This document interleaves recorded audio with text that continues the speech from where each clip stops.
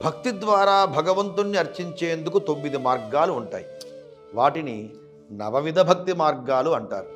వీటిలో సఖ్యత ఒకటి. సఖ్యత అంటే స్నేహం. సఖ్య భక్తికి ఉదాహరణే కుచేలుడి కథ. కుచేలుడి అసలు పేరు సుధాముడు. పాత చిరిగిన బట్టలు కట్టుకునే వాడినే కుచేలుడు అంటారు. అంతటి పేదరికం కుచేలునిది. ధనానికి లేనివాడే కానీ గుణానికి లేనివాడు కాదు.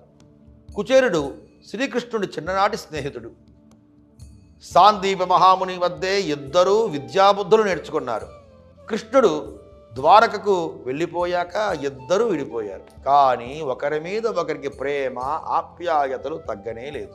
కుచేలుడు పెళ్లి చేసుకున్నాడు. తన పేదరికాన్ని సహించే భార్యే దొరికింది. కానీ అధిక సంతానం వల్ల అన్నానికి కూడా నానా దెప్పలు పడేవారు. 27 పిల్లలు. అమ్మా ఆకలి అని అడిగితే పట్టెడన్నం పెట్టలేని పేదరికం అది. ఇక ఈ సమస్యలు తీరేందుకు మరో మార్గం లేదని భావించిన కుచేలుడి భార్య చిన్ననాటి మిత్రుడైన కృష్ణుణ్ణి కలవమని కుచేలుణ్ణి కోరుతుంది. కుచేలుడు అందుకు అంగీకరించాడు. కానీ తన చిన్ననాటి మిత్రుడి కోసం ఏం కానుక తీసుకెళ్లాలో తెలియలేదు. అప్పుడు కుచేలుడి భార్య ఇంట్లో వెతకగా దొరికిన కాసిన్ని అటుకులను ఒక గుడ్డలో కట్టి ఇచ్చి పంపించింది. కుచేలుడు ద్వారకకు కాలినడకన బయలుదేరాడు. అలసిపోయి కాసేపు విశ్రాంతి తీసుకుందామని ఒక చెట్టు కింద పడుకున్నాడు. హాయిగా నిద్రపోయాడు. కళ్ళు తెరిచి చూస్తే కాస్త దూరంలోనే ద్వారక కనిపించింది. అప్పుడే వచ్చేశానా అనుకున్నాడు. కానీ కృష్ణుడు మాయతో తనని ఎత్తుకొచ్చి దింపిన సంగతి కుచేలునికి తెలియనే లేదు.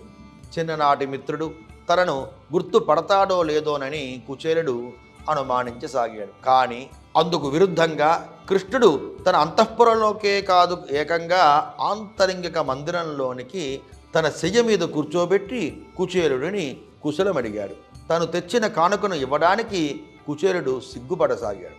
కానీ అది గ్రహించిన కృష్ణుడు కుచేలుని చెంగున ఉన్న అటుకులను తీసి గుప్పెడు నోట్లో వేసుకున్నాడు. దాంతో 14 భువన భాండాలలో ఉన్న సమస్త జీవరాశులు కడుపు నిండి బ్రేవుమని తీర్పునిచ్చాయి. రెండో గుప్పెడు తీసుకోబోతే రుక్మిణీదేవి కృష్ణుణ్ణి వారించింది. మీరు తిన్నది చాలు. ఇహలోకమందు 10 తరాలు తినడానికి కావలసిన ఐశ్వర్యము, భక్తి, జ్ఞానము, మోక్షము అన్నీ కుచేలునికి ఇచ్చేశారు. ఇంకొక పిడికిడు నోట్లో పోసుకుంటే నన్ను మిమ్మలను కూడా కుచేలుని దాసులుగా ఇచ్చేస్తారు. ఇక చాలండి అని ఆపి కుచేలుడు వచ్చిన పని మర్చిపోయి కృష్ణ నేను వెళ్ళి వస్తాను అని చెప్పి తిరుగు పయనమయ్యాడు. అలా వెళ్తూ ఉండగా తన భార్య కృష్ణ పరమాత్మను సంపద అడగమని పంపించిందని గుర్తుకు వచ్చింది. కృష్ణుడు నా బట్టలను చూసి నేను కటిక పేదరికంలో ఉన్నానని గ్రహించి సంపదను ఇవ్వవచ్చు, కానీ అలా ఇవ్వనే లేదు. ఇంత దరిద్రంలో ఉన్నాను కాబట్టే కృష్ణుడు నాకెప్పుడూ గుర్తు ఉన్నాడు. ఒకవేళ ఐశ్వర్యం వచ్చేస్తే ఆయన నేను మరిచిపోయి పాడైపోతానేమోనని అనుకుని వెళ్ళిపోయాడు. ఇంటికి వెళ్ళేసరికి తన పూరిపాక మేడయ్యింది. దారిద్ర్యం బదులుగా ధనధాన్యాదులు సిరి సంపదలు తాండవించాయి. నమ్మలేకపోయినా నారాయణ్ణి తలుచుకుంటూ నమస్కరించాడు కుచేలుడు. సర్వే జనా సుఖినో భవంతు. స్వస్తి.